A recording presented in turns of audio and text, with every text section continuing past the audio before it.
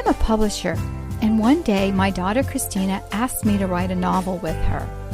Well, that day was long ago, and that little girl is now an adult. But our novels live on.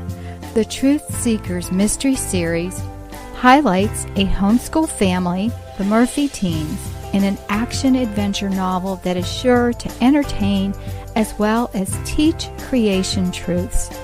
To get your copy, visit our website at truthseekersmysteryseries.com.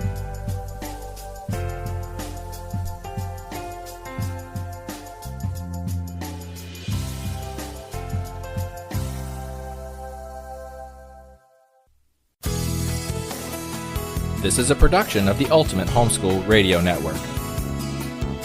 Welcome to the Vintage Homeschool Mom Show.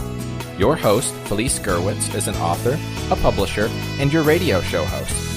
She will encourage, educate, and inspire you with answers to your most pressing questions, from homeschool, marriage, parenting, and much more.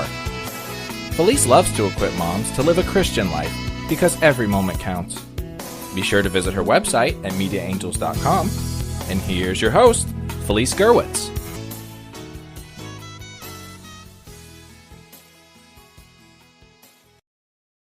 Hey everyone, and welcome. Is it end of the year for you? Well, in this episode, we're going to talk about some homeschool year-end shortcuts. This is episode 467, and you can find the show notes at vintagehomeschoolmoms.com. I also invite you to check out my website, mediaangels.com, for curriculum, summer reading books for your kids, and so much more. I have lots of planners, some character planners that we did as a family with lots of great ideas for you. My name is Felice Gerwitz, and I am your host today. Well, are you ready for some homeschool year-end shortcuts? Maybe you're finished or you're getting ready to be finished with schooling, and now is the time to show how much you've accomplished for the year. And I'm going to share with you some of my best-kept year-end secrets. Well, everyone has a different way that they prepare for their end of the year. It could be with a big party, which I highly recommend. Sometimes we have a not back to school party at the beginning of the school year. We would go down to the beach and go out for ice cream, and we would be celebrating that the next day was going to be our homeschool first day. But the year end had such a final ring to it. I don't know. I started dreading it and thinking about all the stuff I had to do and finishing up paperwork and looking over some of their work, and it turned into a nightmare. And finally, I clued in and said, oh my gosh, what if I start keeping some samples of their work all year long? Well, then it was so much easier, and it even morphed into the kids doing a memory book. So much of this depends on your state laws and how they require homeschoolers to report student progress. Some states take a less strict approach and others are more stringent, so be sure that you check with your state guidelines. It also depends on whether or not you're using an online curriculum that reports grades and progress. But even so, it's important to highlight your children's school year and have some work samples that you can put together and put in what we call a portfolio. You can do it if they're younger without their help, and if they are older, definitely with their help and having them participate in it. Because it's amazing. I would want to take a test sample or a writing sample and use that in the portfolio, and the kids were like, no, use this one instead. So it was great to get their feedback. I have a replay on yearly evaluations, and that is a link that's in the show notes. You can go to the Ultimate Homeschool Podcast Network and look for yearly evaluations, and you can find that show there, and that has more information on the end of the school year. Well, as usual, I like to ask a lot of questions, and so that way I can clarify things in my head. And here are some questions to ask before you dig in. What are my homeschool state requirements? How will I fulfill this with the end of the year report or summary? The second is, are my children required to take the standardized test? Can the ACT or SAT fill this requirement? We did that in high school. The kids had their standardized tests, and I could have actually submitted those, and instead I decided to do a portfolio and hire a teacher, because I was a teacher, but I couldn't do it myself. It needs to be someone who has a current license and can sign off of it. In Florida, that's one of our requirements. And so I would put together a portfolio of the kids' work, and it helped them and myself see how much we had accomplished through the years. I'm going to tell you, some years we weren't as thrilled with our accomplishments, which made us work harder the next year, and that was really helpful. The third is, what type of progress report or portfolios do you need? Usually it's samples of the child's work in each subject area. And what am I going to compile? The fourth is, what is missing? Is there a subject you were supposed to do that you didn't do? Were there some extracurricular things you'd like to include? Those are all good things. And the fifth is, do I have my child's reading list for the year? That was something that we needed to keep. And this includes textbooks, workbooks, and other curriculum guides, as well as books that were assigned or were read to the children as a family. So how do you keep track of this progress? Well, one of the best ways is to have a 3-ring notebook and start filling it up. You can do subject grade divisions. You can just put some, my favorites are all the little office supplies and those little sticky tabs that you can write on and you can erase. So you can use those and just sticky tab the, first of the math samples and so forth. I loved to have a portfolio each year, and sometimes people I've heard have just had one master one that they add to each year, which is great.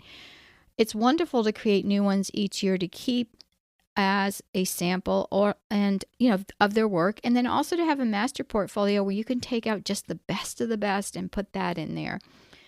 Doing it during your school year is a plus because it cuts out the mess of trying to create it at the end of the year. And one way that makes this painless is a memory keepsake that I'm going to share with you that my kids did, and it was so much fun. So the best ideas really are to have a list of what you're going to put into this portfolio. One of the things we had to keep were the days that we homeschooled as well as the hours. So I would have a calendar and I would have like a 5 or a 4 or whatever the amount of hours were on the days that we schooled. I would block out, I'd have blank calendars and I would print out, our school year worth of calendars for each month. And then I would block out the days that we were going to be taking off. Sometimes this had to change, if we didn't take off or we had makeup days. So don't worry about it being perfectly exact as long as, it's in your portfolio. I also started keeping track of awards and different things that the kids did. A lot of times those go, unnoticed because you're homeschooling and, it's not in front of a huge class, but it's always important if your kids are doing something extremely well or, they've entered a contest or whatever that is. Maybe there's a speech group and, everyone takes turns doing speeches and there's little awards at the end of that. Whatever that is, keep track of those. And the other is the reading list. And this would be a personal reading list, something that the kids are reading on their own or even, picture books for the little ones. The fourth are special projects such as science fairs or history fairs. You can have samples of what the kids did, their work and so forth. The fifth are art projects or samples and pictures of artwork. Sometimes you can't put artwork into a portfolio, but you can definitely take pictures and highlight that. You can do a ton of stuff with slip sheets. I love the clear slip sheets and I use those a lot for different things. The next is chapter tests or summaries. Sometimes I'd look at the chapter test or the questions and I'd say, I don't want the kids to do all this busy work. So I would look at that and I would say to the children, summarize for me in a page with at least 4 paragraphs what this chapter was about and what the highlights were.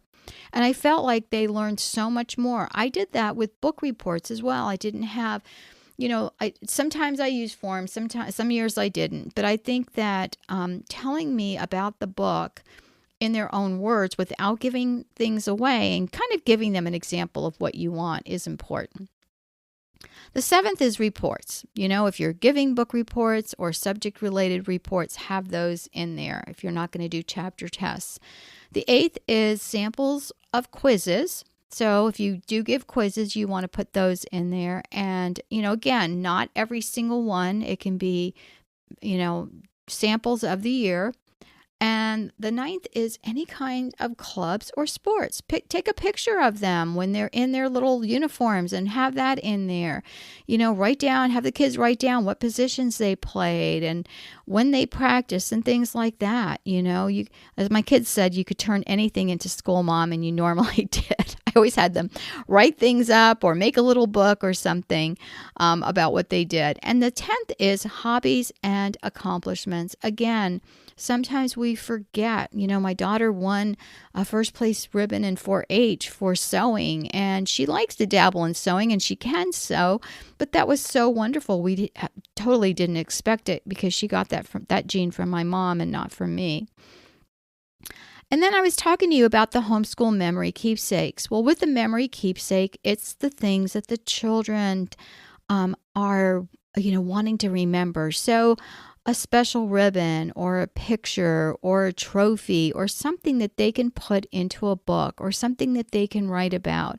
There are so many really cool little scrapbooks out there, and that's what I did. I found them on sale, 50 cents when they were discounted, and I just used those. And a lot of times they have little cutouts and things. They're really pretty. And the kids can just add to those. And again, it's just a fun thing, and it's a keepsake. And if you keep track of the progress throughout the year, it's so much easier and it's so much more fun. So here's a list of really quick shortcuts. The first is to gather completed work samples weekly or at least monthly. Put that on your calendar, set a reminder on your phone, and just do it. You'll be thanking me at the end of the year. If you don't want to put it in a notebook right away, you can actually keep a file folder and just put math on it in each of the subjects and just stick some samples in there. If you do this, then what you can do at the end of the year, and you're putting it together if you haven't done it throughout the year, is you can just select a few things that you want and not all of them. The second is to enlist the children's help. Have them tell you, Mom, I want to keep this paper, or this is a special lesson for me, and that will help. The third is use the best sample from different subjects, a minimum of 12, at least 1 or 2 per month. I know we don't school 12 months out of the year, but if you say you're going to use 12, then you'll have the perfect amount of months, and maybe you do school all year long. So just make sure that you have at least 12 per subject. The fourth is use samples from beginning, middle, and end of the year. And I had a podcast I did on that as well, beginning of the year evaluations, where I would look at things and decide what I was going to teach that year. The middle of the year evaluation, which was like, okay, let's check to see if we're on track, and then the end of the year evaluations. And that was so helpful to me to do that. The fifth is make a plan to document special events. Get a folder out and make sure that you have a paper in there. Staple it to the folder and then just jot things down as they happen. The sixth is create calendars that you can use to jot down memorable events. You can do this digitally, but if you do, print it out. I know we have so many things on our phones that we never look at again, but this is important.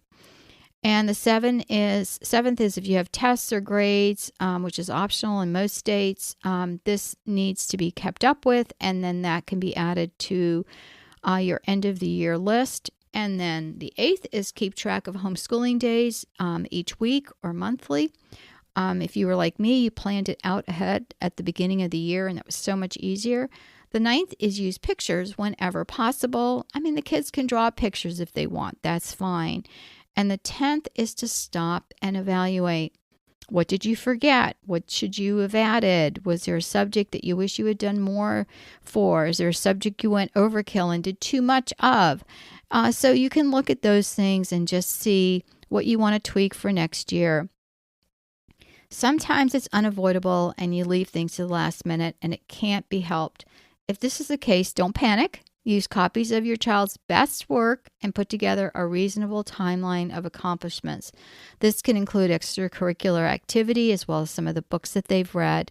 And for many years, I assigned the children reports based on field trips. Remember they said, Mom, you can make anything into school.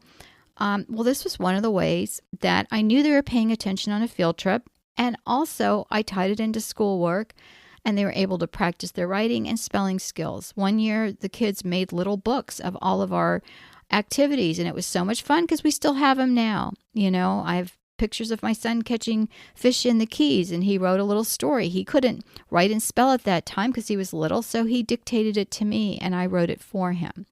But again, it's a keepsake that he has. And I love the idea of keeping a yearly memory book or portfolio because it shows you that, yes, look at how much you did during the school year. And if you haven't, not to worry. There's always next year. I believe if your children are working to their ability, even if it doesn't fit into some academic plan that someone else has decided a kid needs to know for this grade, it's okay. I had the gamut. I had struggling learners. I had kids who were gifted. I had struggling learners who were gifted. This is one of the bonuses of homeschooling. It helps to allow your kids to succeed in a safe and loving and encouraging moms and dads environment. Encourage your children daily, and believe me, I know how hard it is. After 5 children who completed their homeschooling journey successfully, I'm happy to report they are now well-adjusted and thriving adults. All of those times I worried about spelling, or they didn't get their math done, or where the heck is that math notebook or workbook, and if I had a penny for every time you lost it, I'd be rich. I realize now that there wasn't so much I needed to worry about. Enjoy your children, your homeschool journey. Hug your kids daily and tell them how much you love them. I'm sure you do. Take care, God bless, and I will talk to you soon. Bye-bye. Thanks for tuning in to the Vintage Homeschool Mom Show. Visit Felice at MediaAngels.com and TheVintageHomeschoolMoms.com. Vintage Homeschool Moms is a production of the Ultimate Homeschool Radio Network.